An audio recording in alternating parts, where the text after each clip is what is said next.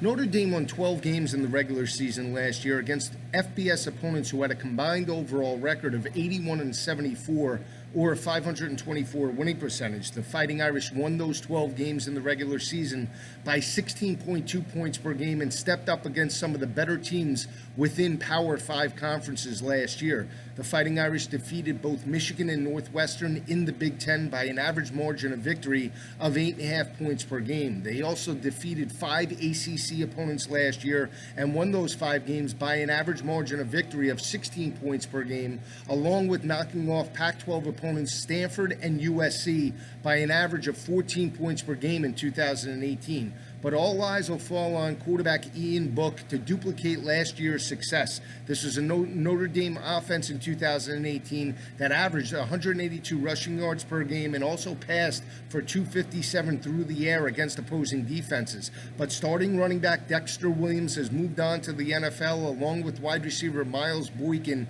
and tight end Alize Mack. That'll put a lot of pressure on Book to duplicate last year's success, in which he threw for 19 touchdowns and only 7 interceptions. On the defensive side of the ball, Jerry Tillery, their big defensive end, moves on to the NFL, but 5 starters come back to a unit that only allowed 139 rushing yards per game and only gave up 207 passing yards to opposing offenses in 2018. But in order for Notre Dame to get back to the college football playoff, the recipe is simple. They need to win 3 critical road games. You look at their schedule.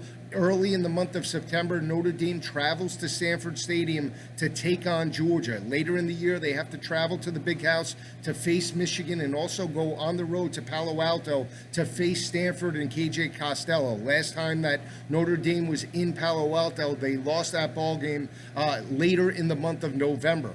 When you look at the combined records of all 3 of those opponents, they're 30 and 10 overall, or a 750 winning percentage. Notre Dame, since 2016, is 16 and 10 on the road or on a neutral field site, and they were 6 and 1 last year in 2018 and won those 6 games by an average margin of victory of 20.7 points per game. It's not going to be easy for Notre Dame to get back to the college football playoff. I pegged them at 10 and 2 overall, which is right on their 2019 season win total of right in the area of 9.5. I think this is a 10-win football team at best, and they're on the outside looking in for the college football playoff this coming season.